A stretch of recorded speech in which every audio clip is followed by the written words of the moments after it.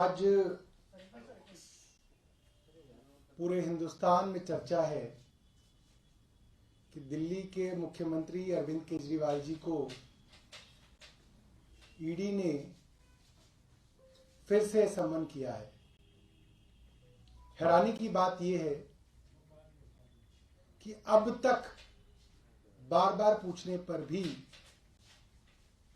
ED ने या केंद्र सरकार ने ये नहीं बताया कि वे अरविंद केजरीवाल जी को किस हैसियत से बुला रहे हैं। ना वो गवाह हैं, ना वो अभियुक्त हैं। ईडी ने अब तक साफ नहीं किया। टाइमिंग पे भी सवाल उठते हैं। ठीक लोकसभा के चुनाव से पहले जब सारे दल और केंद्र सरकार खुद लोकसभा के चुनाव की तैयारी कर रही है, उन चुनावों की कैंपेन से पहले मुख्यमंत्री अरविंद केजरीवाल जी को गिरफ्तार करने की साजिश केंद्र सरकार कर रही है ताकि मुख्यमंत्री लोकसभा चुनाव की कैंपेन में ना जा पाए, उनको जेल में बंद कर दिया जाए। हम सब ये बात जानते हैं। पिछले 1.5 साल से इन्वेस्टिगेशन चल रही है। 1.5 साल हो गया है। जब चार्जशीट दायर हो चुकी है, चार्जशीट के बाद इस स्टेज पे अरविंद केजरीवाल जी को क्यों बुलाया जा रहा है? आपकी इन्वेस्टिगेशन तो 1.5 साल से चल रही है, आपको 1.5 साल बाद याद आया? इन सवालों के जवाब केंद्र सरकार को और ईडी को देने चाहिए। ये बात जानते हैं कि मनीष जी को करीब 1 साल से गिरफ्तार किया हुआ है। उनके खिलाफ कोई सबूत अदालत में पेश नहीं कर पाए हैं।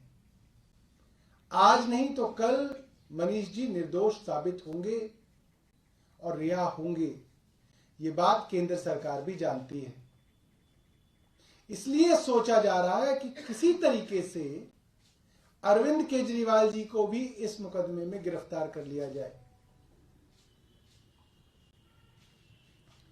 हम सब ये चीज देख रहे हैं कि देश के अंदर जितने भी अपोजिशन पार्टी के लीडर्स हैं, उनको किसी न किसी मामले के अंदर ईडी द्वारा गिरफ्तार करने की कोशिशें हो रही हैं। और आए दिन भारतीय जनता पार्टी के नेताओं के खिलाफ बड़े बड़े मामले हमारे सामने आते हैं, मगर उनके अंदर कोई ईडी, कोई सीबीआई कोई पूछताछ नहीं कर रही, कोई गिरफ्तारी नहीं कर रही। जिन बड़े बड़े नेताओं के खिलाफ भारतीय जनता पार्टी ने कैंपेन चलाया, भ्रष्टाचार के खिलाफ कैंपेन चलाया, चाहे वो शुभेंदु अधिकारी हो, टीएमसी में थे, भ्रष्टाचार का कैंपेन चलाया, भारतीय जनता पार्टी में आ गए। मुकुल रॉय हो, कैंपेन चलाया गया, कहा गया मुकदमे किए जाएंगे, वो भी भारतीय जनता पार्टी में आ गए, सब मामले समाप्त हो गए। हेमंत बिस्व शर्मा हो, पेमा खंडू हो, नारायण राणे हो, छगन भुजबल हो, अजीत पवार हो, प्रफुल्ल पटेल हो, जो जो लोग भारतीय जनता पार्टी में आते जा रहे हैं, उनके खिलाफ फिर मामले सुनाई देने बंद हो जाते हैं। ये पूरा का पूरा मामला राजनीतिक है और अरविंद केजरीवाल जी को लोकसभा की कैंपेन से रोकने के लिए प्रायोजित है। धन्यवाद। सौरभ जी, पहली बार जब ईडी का समन आया था, उसके जवाब में आप लोगों ने ये पूछा था कि किस हैसियत से बुला रहे हैं, लेकिन ये भी कहा था 5 राज्यों में चुनाव होने वाले हैं। अब फिर ये कहा जा रहा है कि लोकसभा के चुनाव होने वाले। तो ऐसे तो देश में चुनाव होते ही रहते हैं। नहीं, लोकसभा के बाद कोई चुनाव नहीं है। कोई विधानसभा का चुनाव नहीं है। कहाँ है? हरियाणा का चुनाव तो देर है, वो तो देर में, तो बहुत देर में। तो लोकसभा चुनाव के बाद अरविंद केजरीवाल जाएंगे, ईडी के समन का जवाब मतलब जाएंगे? अभी मैंने आपको बताया कि ईडी ने अब तक नहीं बताया कि उनको वो किस हैसियत से बुला रहे हैं, गवाह की हैसियत से बुला रहे हैं, एक्यूज की हैसियत से बुला रहे हैं, ऐसे ही बुला रहे हैं, ये ईडी बताए। कानूनी किस तरह की आपको राय मिली है, क्योंकि एक सीमा तक ही आप नोटिस के ऊपर ना जाए, तो क्या कब तक स्किप किया जाएगा? कानून चल ही कहाँ रहा है, तो पूरी की पूरी राजनीति चल रही है, कानून से काम चल ही कहाँ रहा है। ऐसा कानून कहीं देखा है आपने कि जो आदमी एक्यूज हो, ईडी सीबीआई के मुकदमे चल रहे हों, वो आदमी भारतीय जनता पार्टी में आ जाए और फिर सारे मामले खत्म हो जाए? ये कानून में कहाँ लिखा है? मुझे तो इस देश का कानून ऐसा नहीं मालूम कि ऐसा था। और मैं तो आपको एक नहीं दर्जनों उदाहरण दे रहा हूं। सीबीआई ईडी के मुकदमे हुए, पूरी की पूरी भारतीय जनता पार्टी की कैंपेन चली और वो फिर भारतीय जनता पार्टी में आ गए, उनके यहाँ उप मुख्यमंत्री बन गए, उनके यहाँ मुख्यमंत्री बन गए और फिर वो सारे के सारे मामले शांत हो गए। तो कानून, मुझे नहीं मालूम कि ऐसा कानून कौन से देश के अंदर है। सौरभ जी, आप जांच में संयोग की बात कह रहे हैं, लेकिन जांच में संयोग होगा कैसे जब आप जाएंगे ही नहीं? अगर पेश होंगे तभी तो जांच में संयोग एक तरीके से कड़ी मारा जाता है। जांच में सहयोग का मतलब ये नहीं है कि आप पकड़ पकड़ के लोगों को जेल में जब बंद कर दें और हम जांच के अंदर सहयोग कर रहे हैं। भाई, आपने जितनी जानकारी पार्टी से मांगी, पार्टी ने दे दी। आपने पार्टी के ट्रेजरर साहब को बुलाया, जितनी भी पैसे से संबंधित जानकारियां हैं वो उनके सामने रख दी गई। आपको और कोई पार्टी से जानकारी मांग लीजिए, आप मांग लीजिए। पार्टी के अकाउंट्स तो सारे बैंक्स के अंदर हैं। सारी जानकारी जो है ईडी इतने 1.5 साल से पूछताछ कर रही है, एक एक आदमी को बुला के उन्होंने पूछताछ कर लिया, पोस्टर लगाने वाले आदमी तक को पकड़ के उन्होंने पूछताछ कर ली, और कितनी जांच करेंगे?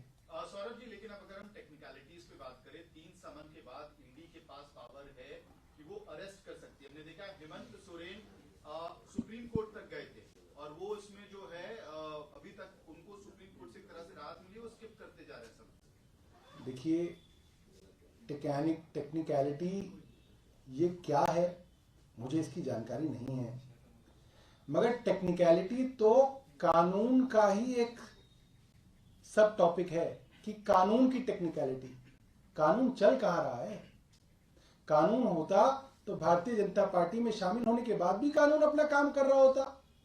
उन लोगों को सम्मन आ रहे होते, उन लोगों की चार्जशीट हो रही होती, वो गिरफ्तार हो रहे होते। हो कहाँ रहा है?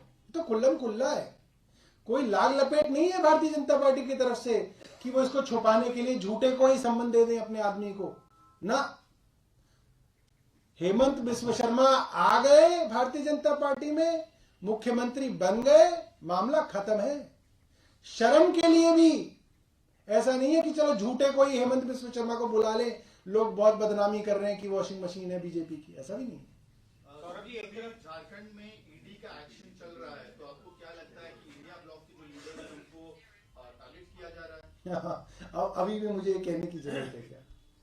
बीजेपी ने, मैं आपको ये कह रहा हूं कि किसी अपोजिशन लीडर के यहाँ, किसी अपोजिशन पार्टी के यहाँ छापा पड़ना, इसकी स्पेस तो अखबारों को रोज शाम को वैसे ही रख लेनी चाहिए। उसमें बस भर देना चाहिए, अच्छा झारखंड में झारखंड डाल दो, अच्छा बंगाल में बंगाल डाल दो, अच्छा वहां पे आ गया दिल्ली के अंदर, अच्छा पंजाब के अंदर, वो नाम भर दिया करो।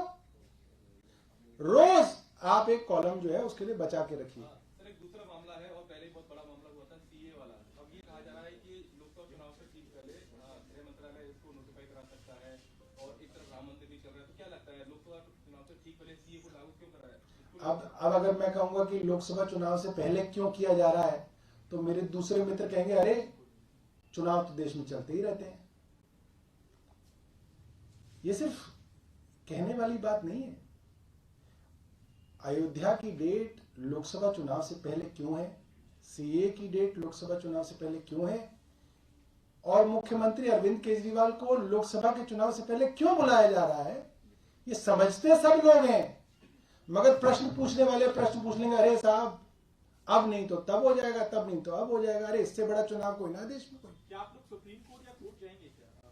क्योंकि आप लोग लगातार, अरे हमारी पार्टी तो कोर्ट में ही रहती है ज्यादातर समय। तो जाएंगे इस मामले अब बचा क्या है इस देश के अंदर? कोर्ट कचहरी ही बची हुई है और कुछ बचा ही नहीं है। तो क्या आप जाएंगे इस मामले में? अब देखेंगे वकील साहब क्या बताएंगे। अच्छा, अभी तो आप लोगों की कोर्ट में है, आप बताओ फैसला। सर अभी बीजेपी ने ट्वीट किया है, उन्होंने कहा है कि अरविंद केजरीवाल ईडी से डरते हैं, उन्होंने मनीष सिसोदिया और संजय सिंह को अकेला छोड़ दिया है। तो क्या बोलूं मैं इस पर, बताइए। तो भी आपकी प्रतिक्रिया होगी। उनके पास कोई काम कोई ना, भारतीय जनता पार्टी के पास। हाँ जी।